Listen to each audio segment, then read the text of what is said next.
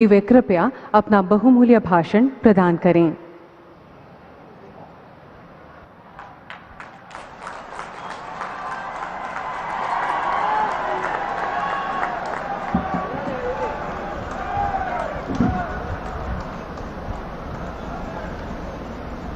असम के राज्यपाल श्री जगदीश मुखी जी, असम के लोकप्रिय और ऊर्जावान मुख्यमंत्री श्री हेमंता बिस्वा शर्मा जी, केंद्रीय मंत्रिमंडल में मेरे वरिष्ठ सहयोगी श्री सर्बानंद सोनोवाल जी, श्री रामेश्वर तेली जी, देश के विकास में अहम योगदान देने वाले श्री रतन टाटा जी, असम सरकार में मंत्री श्री केशव महंता जी, अजंता नियोग जी, अतुल बोरा जी और इसी धरती के संतान और भारत के न्याय जगत को जिन्होंने उत्तम से उत्तम सेवाएं दी और आज कानून बनाने की प्रक्रिया में संसद में हमारे साथ दे रहे श्रीमान रंजन गोगोई जी,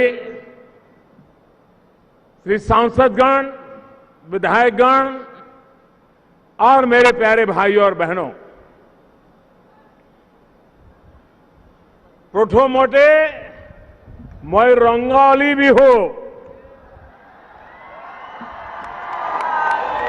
आरो असमिया नव बर्ष शुभेच्छा जोनाइस। उत्सव और उमंग के इस मौसम में असम के विकास की धारा को और गति देने का आज ये जो भव्य समारोह है, उसमें मुझे भी आपके उस उमंग के साथ जुड़ने का अवसर मिला है। आज इस ऐतिहासिक नगर से मैं असमिया गौरव, असम के विकास में अपना योगदान देने वाली यहां की सभी महान संतानों का स्मरण करता हूं और आदरपूर्वक उन सबको नमन करता हूं। साथियों, भारत रत्न भूपेन हजारिका जी का गीत है, बोहाग माठो एटी ऋतु नय न होय बोहाग एटी मां, असमिया जातिरी आयुष रेखा गोनो जियनो रेखा।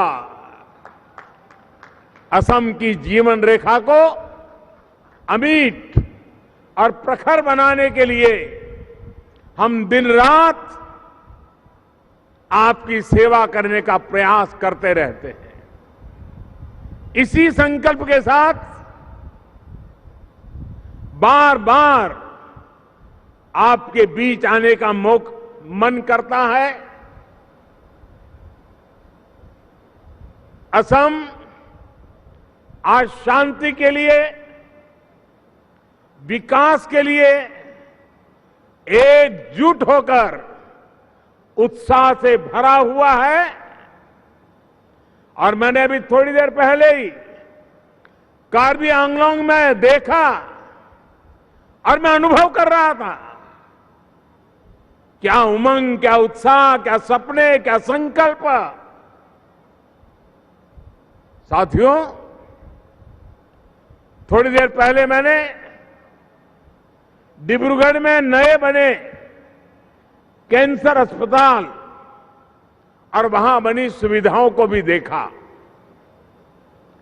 आज यहां असम के 7 नए कैंसर अस्पतालों का लोकार्पण किया गया है। एक जमाना था 7 साल में एक अस्पताल खुल जाए तो भी बहुत बड़ा उत्सव माना जाता था। आज वक्त बदल चुका है। एक दिन में एक राज्य में 7 अस्पताल खुल रहे हैं।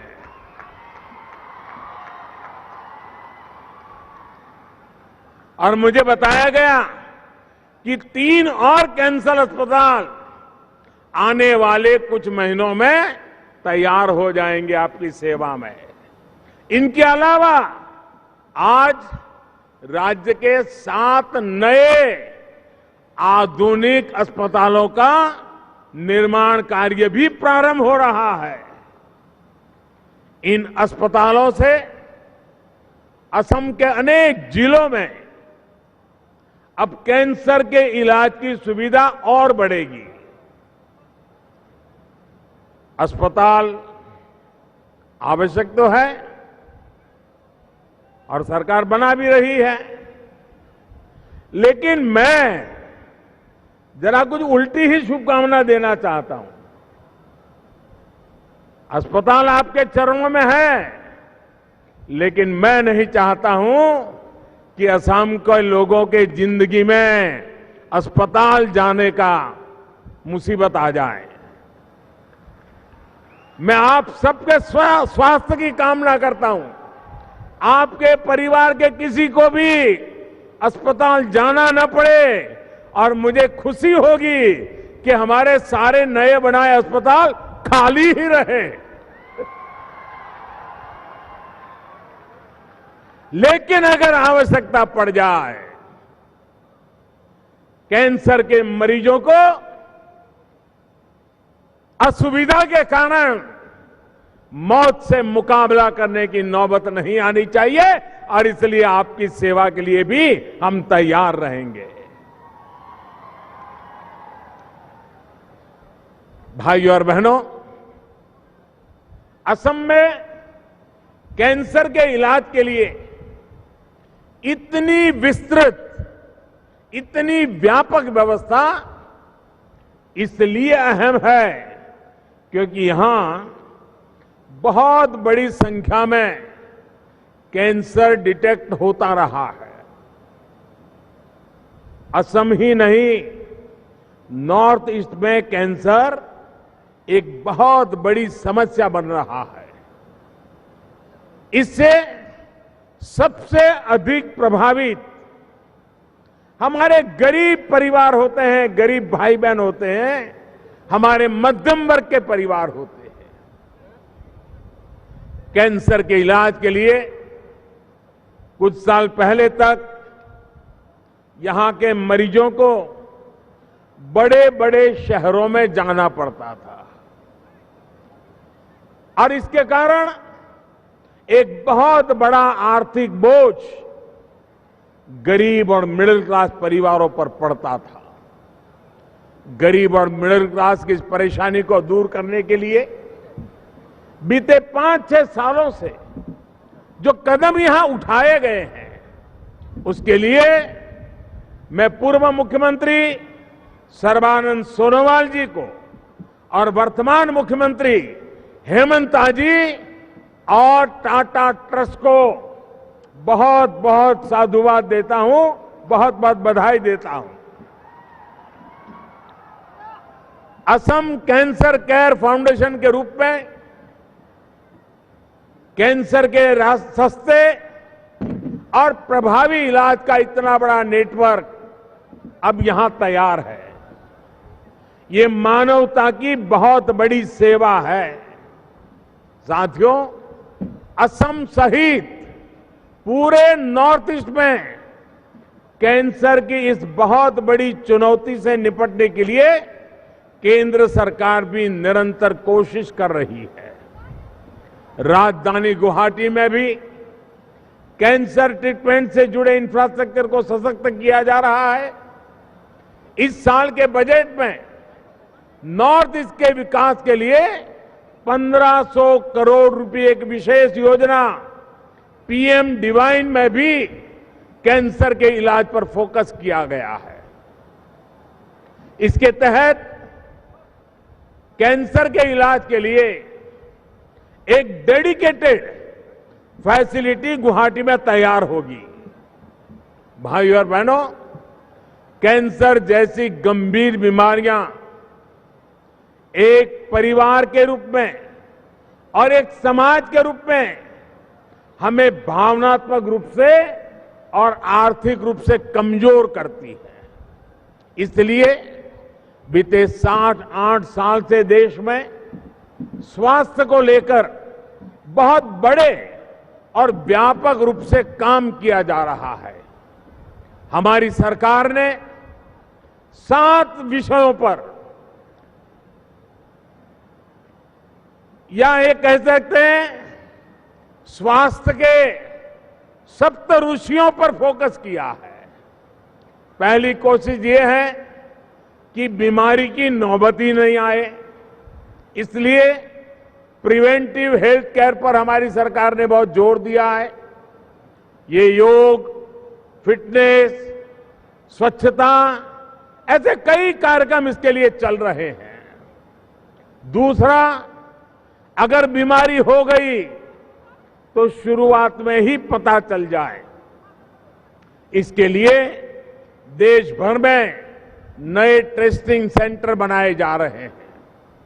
तीसरा फोकस ये है कि लोगों को घर के पास ही प्राथमिक उपचार की बेहतर सुविधा हो। इसके लिए प्राइमरी हेल्थ सेंटरों को पूरे देश में वेलनेस सेंटर के रूप में एक नई ताकत के साथ उसका एक नेटवर्क आगे बढ़ाया जा रहा है। चौथा प्रयास ये है कि गरीब को अच्छे से अच्छे अस्पताल में मुफ्त इलाज मिले। इसके लिए आयुष्मान भारत जैसी योजनाओं के तहत 5 लाख रुपए तक का मुफ्त इलाज आज भारत सरकार की तरफ से दिया जा रहा है। साथियों, हमारा 5वां फोकस इस बात पर है कि अच्छे इलाज के लिए बड़े बड़े शहरों पर निर्भरता कम से कम हो। इसके लिए हेल्थ इंफ्रास्ट्रक्चर पर हमारी सरकार अभूतपूर्व निवेश कर रही है। हमने देखा है कि आजादी के बाद से ही जितने भी अच्छे अस्पताल बने वो बड़े शहरों में ही बने। थोड़ी सी भी तबीयत बिगड़े तो बड़े शहर भागो, यही होता रहा है। लेकिन 2014 के बाद हमारी सरकार इस स्थिति को बदलने में जुटी हुई है। साल 2014 से पहले देश में सिर्फ 7 एम्स थे। इसमें से भी एक दिल्ली वालों को छोड़ दें तो कहीं एमबीबीएस की पढ़ाई नहीं होती थी, कहीं ओपीडी नहीं लगती थी, कुछ अधूरे बने पड़े थे। हमने इन सभी को सुधारा और देश में 16 नए एम्स घोषित किए। एम्स गुवाहाटी भी इन्हीं में से एक है। हमारी सरकार देश के हर जिले में एक मेडिकल कॉलेज जरूर हो, इस लक्ष्य पर काम कर रही है। 2014 से पहले देश में 387 मेडिकल कॉलेज थी। अब इनकी संख्या बढ़कर करीब करीब 600 तक पहुंच रही है।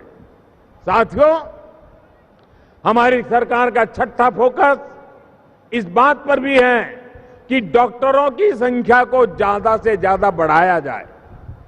बीते 7 साल में एमबीबीएस और पीजी के लिए 70,000 से ज्यादा नई सीटें जुड़ी है। 70,000। हमारी सरकार ने 5 लाख से ज्यादा आयुष डॉक्टर्स को भी एलोपैथिक डॉक्टरों के बराबर माना है।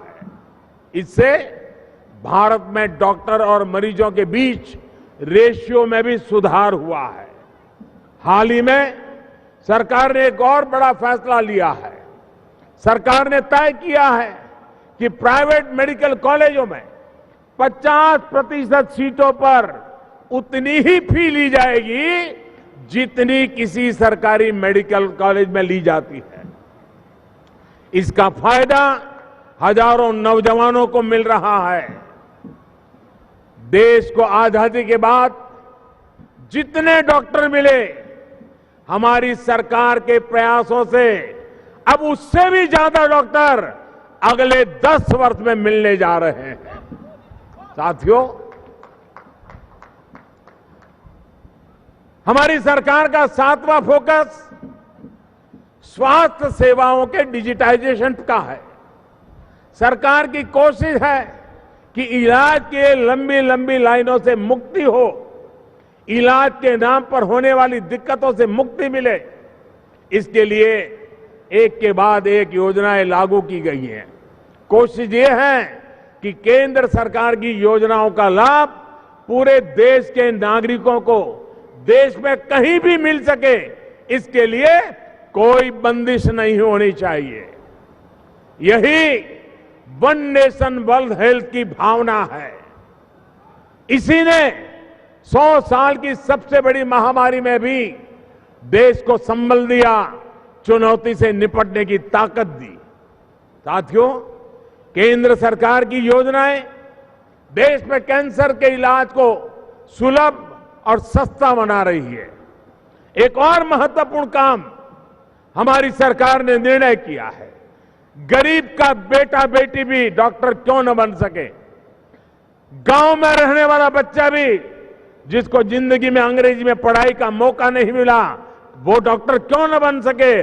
और इसलिए अब भारत सरकार उस दिशा में आगे बढ़ रही है कि जो अपनी मातृभाषा में, स्थानीय भाषा में मेडिकल एजुकेशन करना चाहते हैं, उनके लिए भी सरकारें सुविधाएं खड़ी करे ताकि गरीब का बच्चा भी डॉक्टर बन सके। बीते वर्षों में कैंसर की अनेकों ऐसी जरूरी दवाएं हैं जिनकी कीमतें लगभग आधी हो गई है। इससे हर साल कैंसर मरीजों के लगभग 1000 करोड़ रुपए बच रहे हैं। प्रधानमंत्री जन औषधि केंद्रों के माध्यम से 900 से ज्यादा दवाएं सस्ते में उपलब्ध हो। जो दवाई 100 रुपये में मिलती है वो 10 रुपया 20 रुपये में मिल जाए, इसका प्रबंध किया गया है। इनमें से अनेक दवाएं कैंसर के इलाज से भी जुड़ी हुई है। इन सुविधाओं से भी मरीजों के सैकड़ों करोड़ रुपए बच रहे हैं। किसी परिवार में बुजुर्ग मां बाप हो, डायबिटीज जैसी बीमारी हो, तो मध्यम वर्ग, निम्न मध्यम परिवार का महीने का 1000, 1500, 2000 रुपया दवाई का खर्चा होता है। जन औषधि केंद्र में वो खर्चा 80, 90, 100 रुपये में पूरा हो जाता है। ये चिंता हमने की है। यही नहीं, आयुष्मान भारत योजना के तहत लाभ पाने वालों में बहुत बड़ी संख्या में कैंसर के पेशेंट्स हैं। जब ये योजना नहीं थी तो बहुत सारे गरीब परिवार कैंसर के इलाज से ही बचते थे। वो सोचते थे कि अगर मैं अस्पताल जाऊं तो बेटे के लिए कर्ज करना पड़ेगा और इस कर्ज मेरे बच्चों को भुगतना पड़ेगा। बूढ़े मां बाप मरना पसंद करते थे, लेकिन बच्चों पर बोझ बनना पसंद नहीं करते थे। अस्पताल नहीं जाते थे, इलाज नहीं करवाते थे। गरीब मां बाप अगर इलाज के अभाव में मरे तो फिर हम किस काम के लिए।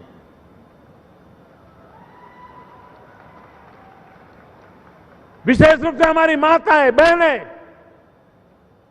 वो तो इलाज ही नहीं करवाती थी।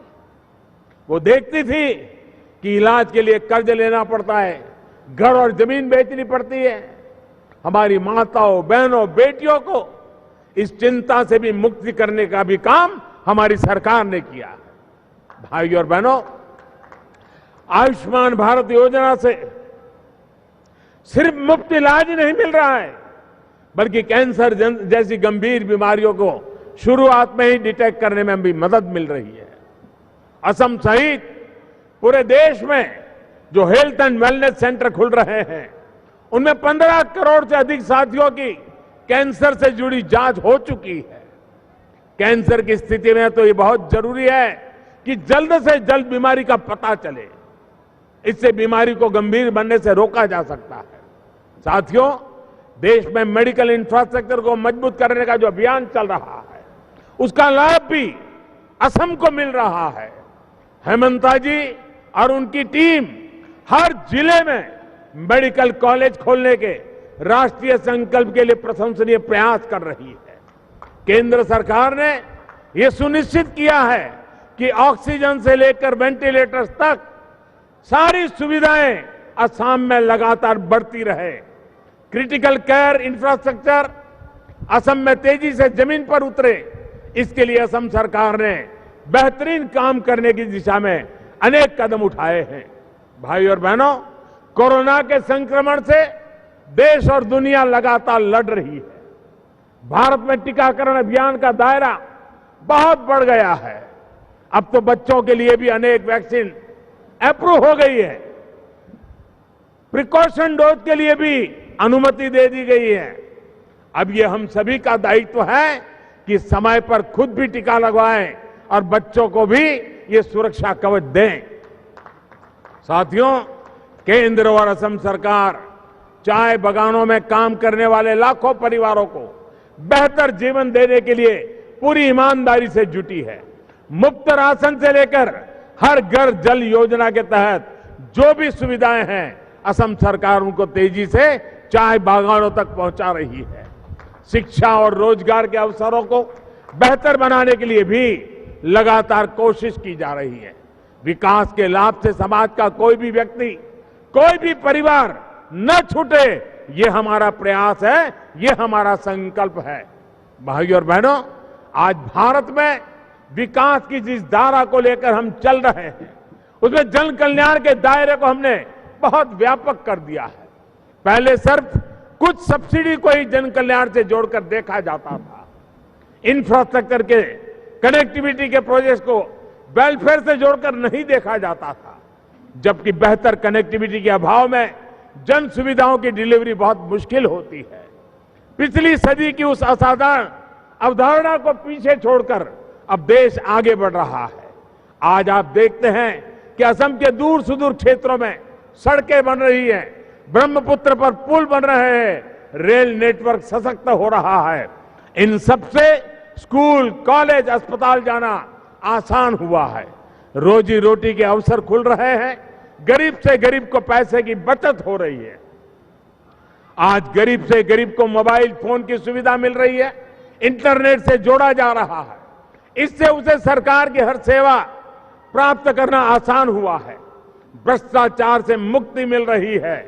भाइयों और बहनों, सबका साथ, सबका विकास, सबका विश्वास और सबका प्रयास की सोच के साथ हम असम और देश के विकास को गति देने में जुटे हैं। हमारी कोशिश है कि असम की कनेक्टिविटी सशक्त हो, यहां इन्वेस्टमेंट के नए अवसर बने। असम में निवेश के लिए अनेक संभावनाएं हैं। इन संभावनाओं को हमें अवसरों में बदलना है। चाय हो, ऑर्गेनिक खेती हो, ऑयल से जुड़े उद्योग हो या फिर टूरिज्म, असम के विकास को हमें नई बुलंदी तक ले जाना है। साथियों, आज असम का मेरा यात्रा मेरे लिए बहुत यादगार है। एक तरफ मैं उन लोगों से मिलकर के आया हूं जो बम बंदूक का रास्ता छोड़ करके शांति की राह पर विकास की धारा में जुड़ना चाहते हैं, और अभी मैं आप लोगों के बीच में हूं जो बीमारी के कारण जिंदगी से मैं जूझना न पड़े, उनके सुख शांति की व्यवस्था हो, और उसमें आप लोग आशीर्वाद देने आए हैं। बिहू अपने आप में सबसे बड़ा उमंग और उत्सव का त्योहार, और आज हजारों माता बहनों ने, मैं असम में बहुत सालों से आ रहा हूं, शायद ही कोई बिहू ऐसा हो जब मेरा उस समय आसाम का दौरा न हुआ हो, लेकिन आज मैंने इतनी बड़ी तादाद में एक साथ माताओं बहनों को बिहू में झूमते हुए देखा। मैं इस प्यार के लिए, इस आशीर्वाद के लिए विशेष करके आसाम की माताओं बहनों को प्रणाम करता हूं, उनका हृदय से बहुत बहुत धन्यवाद करता हूं। साथियों, एक बार फिर श्रीमान रतन टाटा जी खुद यहां पहुंचे। उनका नाता चाय से शुरू हुआ और चाह तक विस्तृत हुआ है, और आज आपके उत्तम स्वास्थ्य के लिए भी वो हमारे साथ शरीक हुए हैं, मैं उनका भी स्वागत करते हुए एक बार फिर आप सभी को ये अनेक नई सुविधाओं के लिए बहुत बहुत शुभकामनाएं देता हूं। बहुत बहुत धन्यवाद। मेरे साथ पूरी ताकत से बोलिए, भारत माता की, भारत माता की, भारत माता की। बहुत बहुत धन्यवाद।